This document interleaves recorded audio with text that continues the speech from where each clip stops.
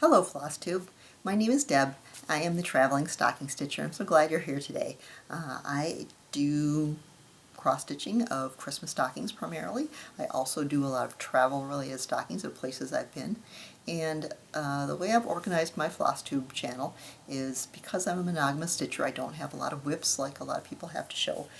So I choose a topic every month that I highlight, and I show you things that I've stitched that fit into that category.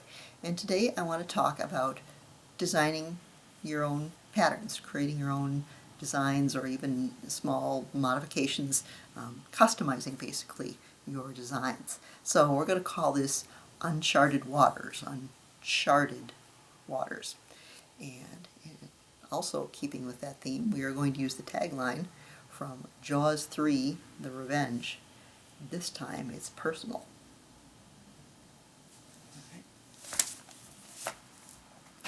So I didn't start out customizing my pieces. So if you're a person thinking, oh, I could never do that, I always thought I could never do that.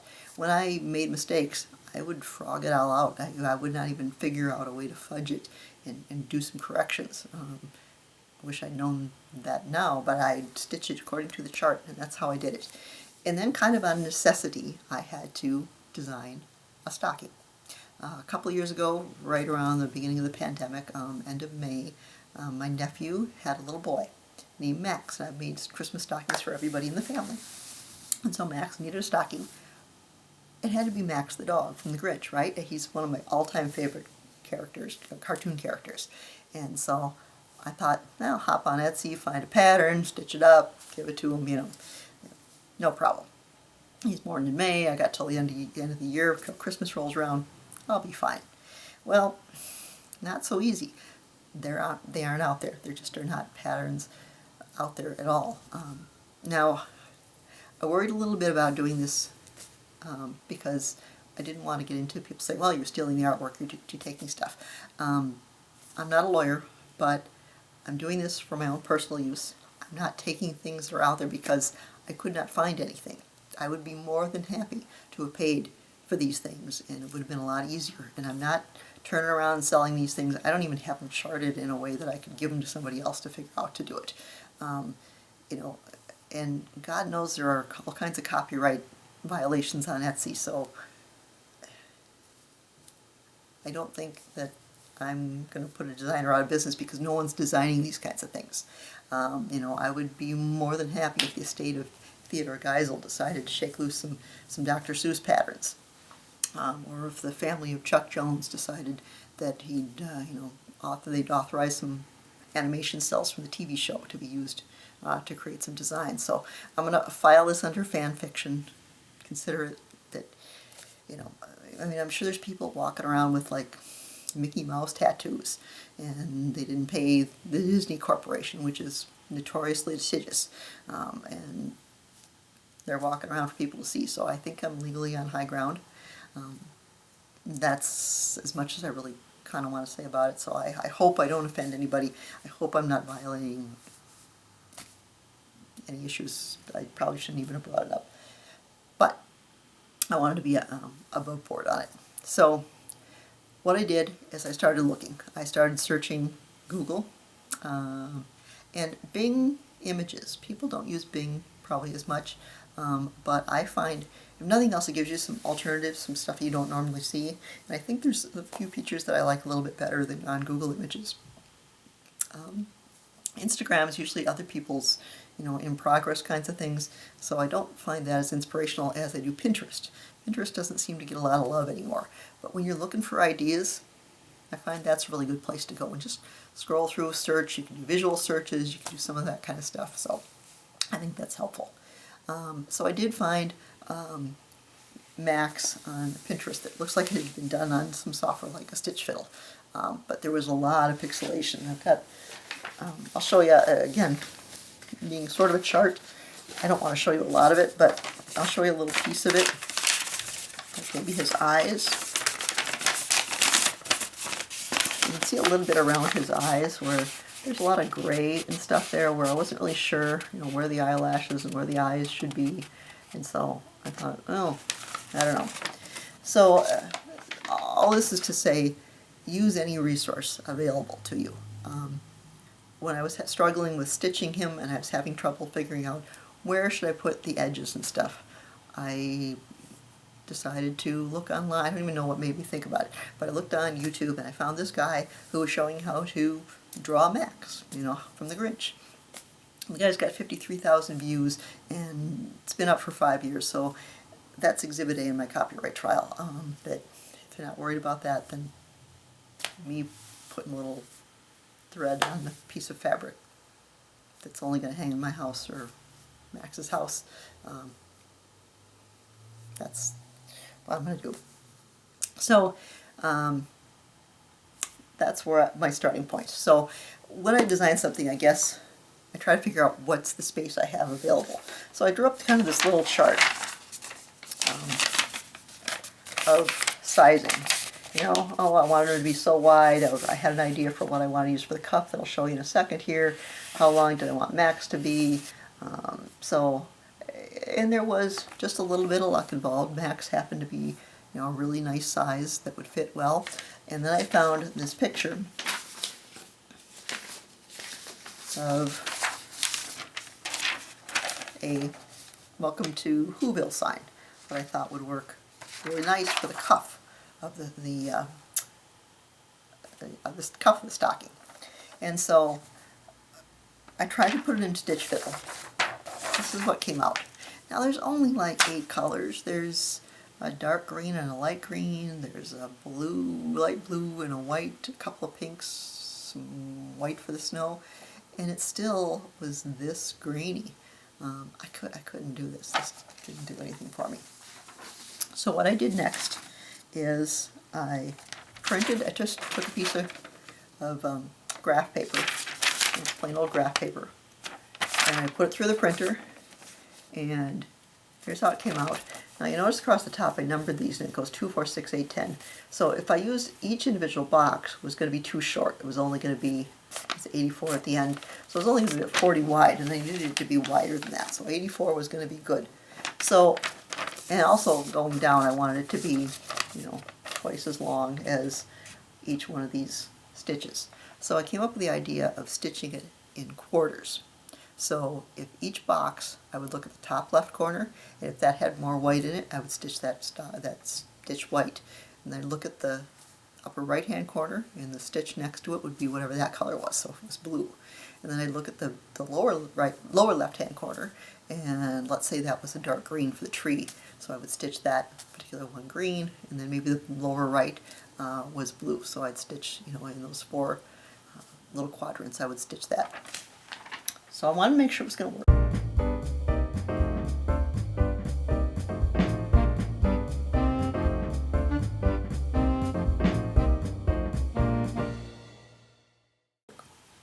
And so I got a little scrap piece.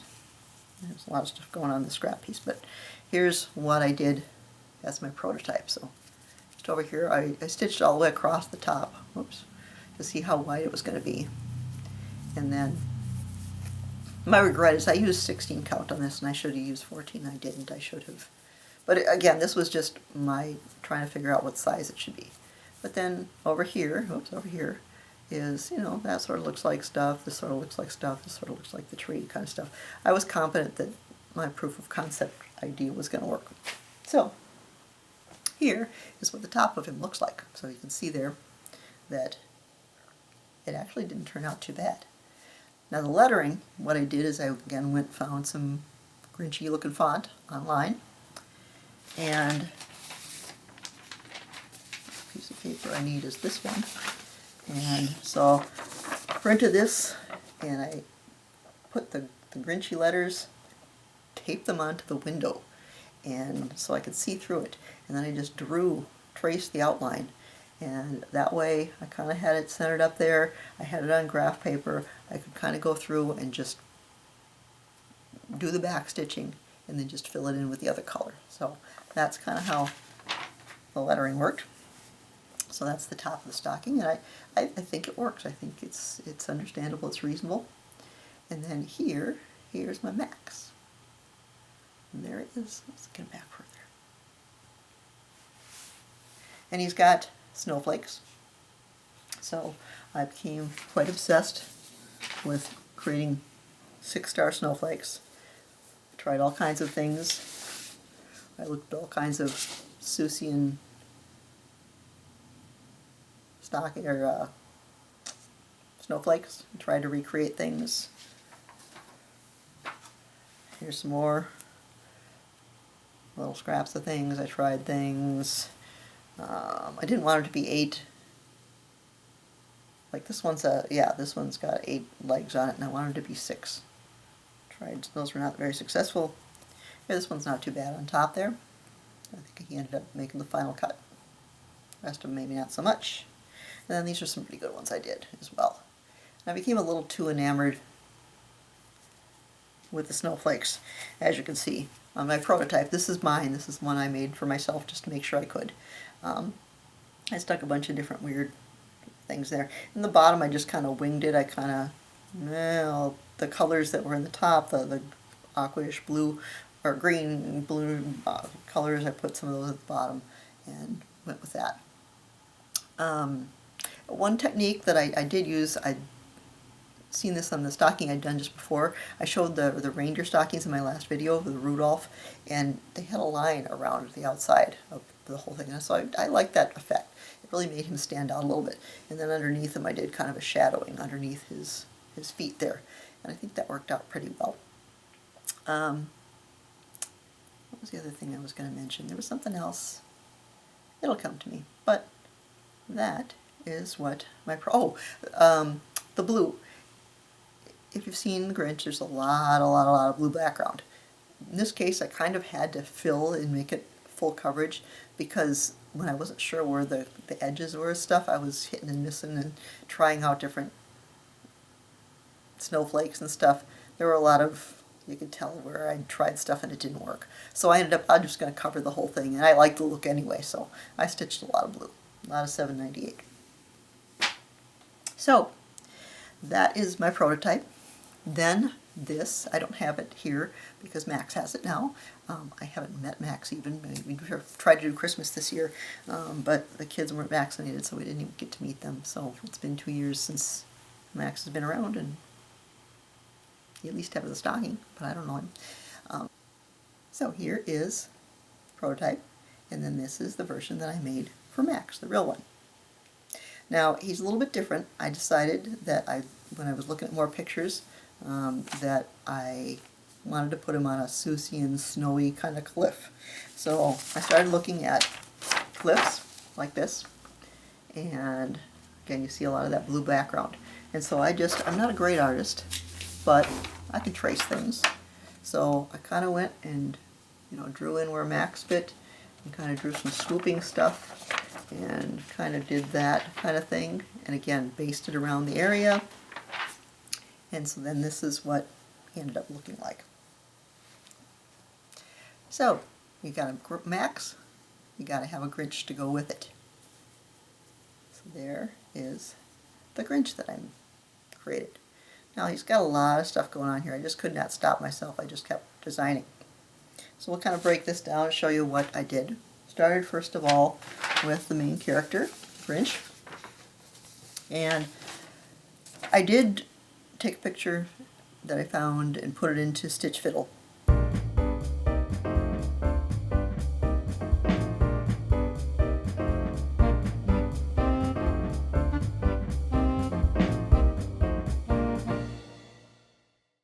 I mean, I could figure out the edges and stuff on him, but the face was not.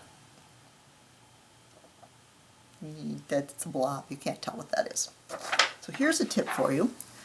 If you're having trouble finding cross-stitch patterns, look for crochet patterns. A lot of them, especially with like cartoon characters, that kind of stuff, they tend to, each stitch is kind of a pixel or a square or a stitch. So I found this is actually the pattern, or the finished crocheted afghan. And so I took this face and I stitched it literally just off of this and kind of stitched it into there, and got so lucky that it fit. And I didn't make his eyes yellow and red, but so that's what I did with this face. And like I said, I lucked out. I so lucked out on that one. So that's him.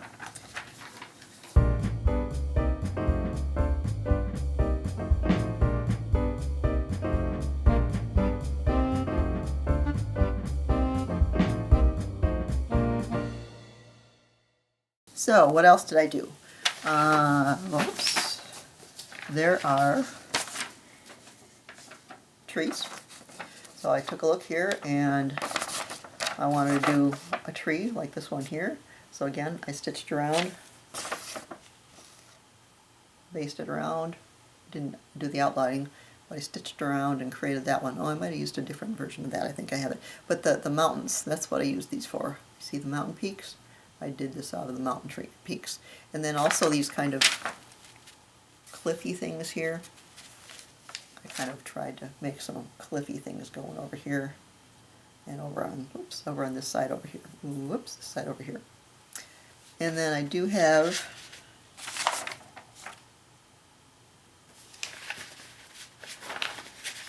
this would be your mount crumpet. So that's this thing right here. I regret that I didn't think this through all the way, because here's one of these cliffy things and Mount Crumpet comes up here and then there's nothing supporting Mount Crumpet, so it kind of just looks like a big dollop of whipped cream or something. I don't know. But it does look like Mount Crumpet. So I wanted to put some candy cane in his arms, so I did a little finagling of that. I took a picture here and kind of drew in some angles of those things to be able to stitch those, and did those.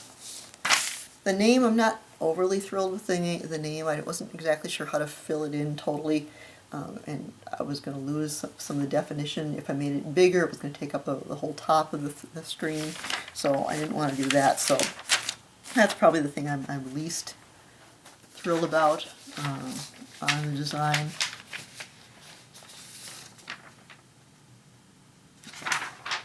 So then what else we have here? The lights. The lights are okay. If I'd have made them, I wanted to do to kind of do back stitching around the lights, but they were not showing up. They were disappearing in the blue background. So I kind of had to make them full stitch wise and kind of wrapped them around. They're okay. There's nothing bad.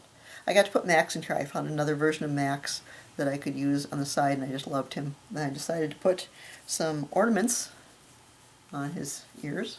So I practiced stitching. I looked at a lot of like mid-century modern ornaments on Pinterest and Seussian ornaments and stuff like that. Kind of played around a little bit till I found something that seemed to work for me, and so I kind of hung those off of his antler.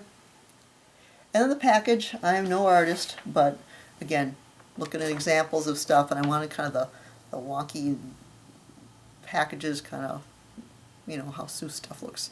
And so I just kind of drew some stuff up. I did the first two packages, and I was just feeling cocky, and I just said, I'm just going to stitch this top one here on its own. So there he is, stitched him up, and I'm actually pretty kind of pleased with how those turned out.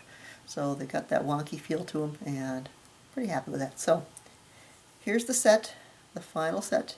We've got Grinch on this side, and we've got his companion, the real Max, on the other side. So, okay.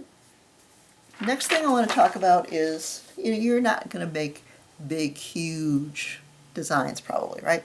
You're going to make small things. And one of the things I talked about last time was I bought from Stitch for Ukraine. I bought some patterns, and one was Sintra, Portugal, and I had, here's the picked pattern, and you see on the right hand side, kind of in the middle, there's this kind of hole there. There's a little strip of grass, but there was an empty space, and it needed something. I wanted to add a rooster that they used.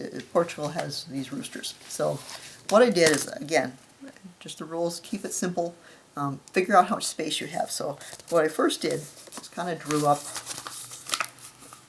grabbed a piece of envelope, and I kind of found a picture and kind of drew the rough shape of the outline of him. So he's kind of tall and stocky. So I said, how much space do I have to work with here? And I kind of counted the number. I redrew him again. I said, okay, he can be about 16 wide and anywhere from 14 to 21 inches or 21 stitches high. So then I went into Stitch Fiddle, and you don't just import things, you can also create your own. You can either click or touch on your phone or touchpad. You can kind of touch and kind of create the design with the colors you want. And so I did that, and started out with him being 21 wide, but he was, you know, kind of a Godzilla. He was bigger than any of the buildings in here. So I kind of wanted to pare him down. I wanted him to just be kind of a suggestion of a rooster. I didn't want all the detail and stuff. So keep it simple. Get the outline defined first. Then you can worry about filling in the colors. You know, minimize the colors if necessary. You know, base the outline, trace stuff, whatever it works. If it doesn't work the first time, try again. You know, make it bigger, make it smaller, whatever you think you need to do. So I did actually take out a couple rows, a couple columns, and shortened him up, and I think he fits in okay there. So again, it's one of those things, if you're doing samplers, if you want to add a little motif that means something to you, give it a try. Just a little piece, a little thing. You will like it so much more. You'll feel so much, you'll look at that piece and you'll think, I did that. You know, I sometimes think about, I do all this stitching, and am I doing anything really more than paint by numbers? I'm taking it from this piece of paper and transferring it on this piece of fabric using thread. And this way I feel like I'm adding and contributing a little creativity to it. I'm making it my own. I feel so much more affection for the piece when I'm finished with it. So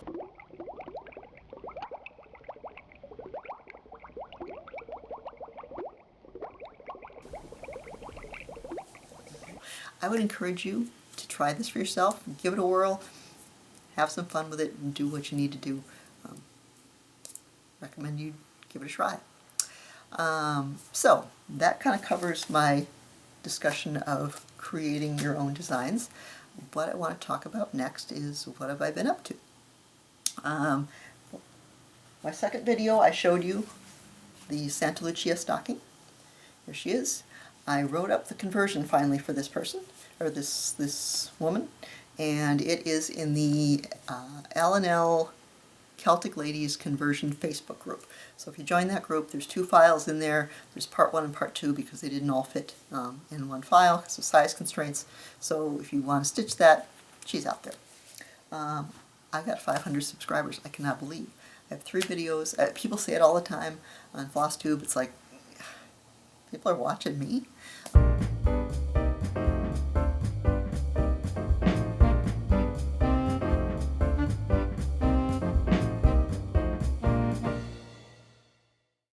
But it's exciting, thrilling. You get to meet some people and get to know some of the people that you watch, and they're like, oh, it's that person. And they're just people. And you start chatting and you interact with them. So that's been kind of fun. You know, I've had a couple of comments from people, and I love the comments. I enjoy listening, hearing about the comments from people. And a couple people that are monogamous stitchers, and I think that people have shied away because it's like, well, if I don't have a bunch of whips to show people, no one's going to care. Find a different way to do it. I'm finding a way to show my stuff, so I would like to see more monogamous stitchers do floss tubes. I think that would be great. So if you're out there and you've been thinking about it, do it. You've got all these finished projects that you can show people. That's cool. So there's that. What else do I want to... Oh, I have a couple of SKFFOs, sort of, kind of, fully finished. So I've been working on started this, and this is a Seville, this isn't the finished one.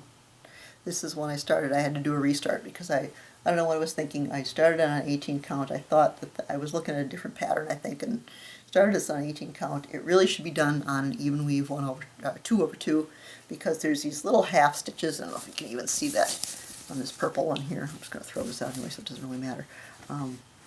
The purple building over here, I started doing these little half stitches and trying to put them next to each other. It just looked terrible. There was no way I was going to be able to get that in there, and it was just looking awful.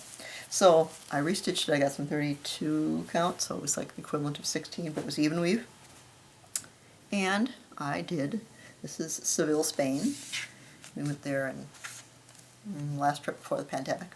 So this is what it looks like. So I say this is semi-fully sort of kind of finished because I'm going to try to create travel poster things. I want it to be 11 by 14, and I want them to look like a travel poster kind of frame. But I'm not sure how to put them in there because they just kind of snap in there.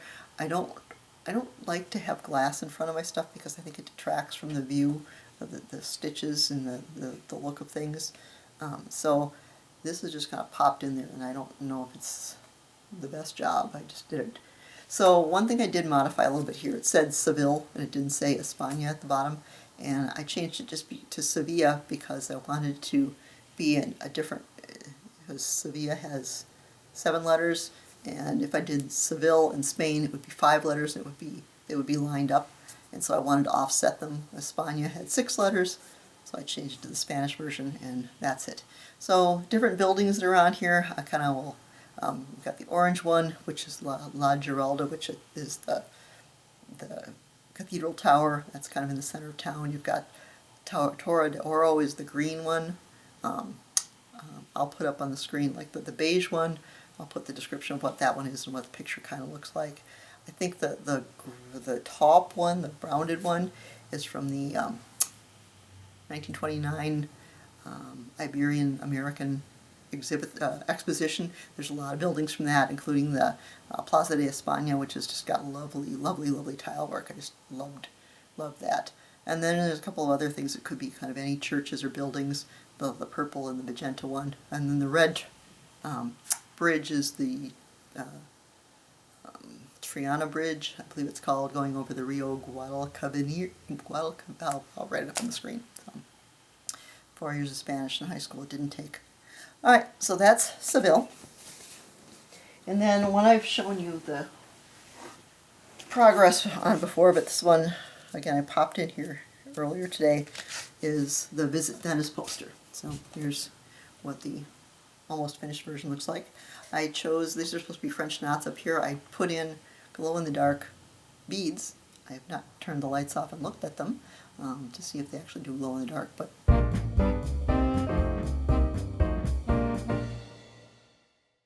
that was kind of a cool thing to do. The back stitching on this was really hard. I mean, all of it was pretty hard to do because it was blues on blues and blacks on blues, and so I had to work on it. I became a non-monogamous stitcher on this one because I could only do it during the day and during a certain period of time. So that's that. And my current whip. Ireland. I've been looking for patterns for Ireland. It's hard to find ones that aren't really detailed, full coverage, and there really aren't a lot. So, and this was not, I'm not settling for this. I love this. This is from, where did I get it from? StormyXstitch on Etsy. And here's my lovely day for a Guinness souvenir. It's my refrigerator magnet, and it's the toucan. You see him everywhere. The Guinness ads were very, very popular, and they're all over Ireland. I've got a Guinness poster with the same picture on it with the guy on the weather vane there. And so the pattern actually has a typo. It's spelled Guinness with G-I-H-N-E-S-S, so I'll have to fix that. But here's my progress so far. And I don't even like beer, but I love this guy. And this is kind of the best of both worlds. I've got half down here, which is full coverage, which I'm not normally a big full coverage person, but then he's kind of full-on cross-country, big chunks of color stuff. So that's where he's at. So Stitchman Darcy, who, if you've not seen his videos, enjoys to have a beer. Or, I don't know, he's Canadian, so I'm not sure if Irish beer would be acceptable, but you know, I don't want to perpetuate hateful Canadian stereotypes. I will let him do that. So that's that. What else do we need to talk about? Oh, just want to do a couple of shout-outs. Under the theme of doing your own designs, a couple of things I might recommend. And I haven't watched a lot. I'm not real good about watching tutorials. I just figure I'll figure it out for myself. But Peacock and Fig has a number of designing things, how to use software. Elwina X also has a video about how to use software to design patterns as well, so you might want to see those. And then my seal of approval, just kind of a general Flosstube, and I just found her today, and I think she's I really did not mean to do that. She's delightful. She's I don't even care if she stitches or not. She's just hilarious. She's the stubborn stitcher, Toni the stubborn stitcher. And you probably all know about her and say, where you been? But I haven't been watching Flosstube a ton before I started doing Flosstubes. My neighbor who quilts was watching Flosstube, and she told me about it, and she watched it all the time. And so in the last, I don't know, 6 months I've started watching it. And so I'm just getting familiar with some of these people. So if there's people you think I need to know about, let me know. So that's what I have for today. I would just, we talk a lot in this community about enabling. I'm hoping we can also talk about encouraging. So I would like you to try some of this stuff. If you do try some of it, I would love to know how it goes. And so leave some comments, let me know how things are going. Somebody left a comment, they wanted me to talk about my books, and I don't really know what to say other than buy a lot of books, or I did buy. I really don't, I hate to say it, I haven't read in a whole long time. I have a Kindle, and so I started reading on Kindle books, and then I just got away from doing much reading. Darn Netflix and all the stuff you can watch on TV, there's not enough hours in the day, so I'm sad to say, I love to read, but just haven't been doing a whole lot of it, so that's the story on my books. But if you do decide to do your own designs, I promise you they will become your favorite. You will love them, and I hope that you give it a try. So, happy travels. Thanks for joining me. Goodbye.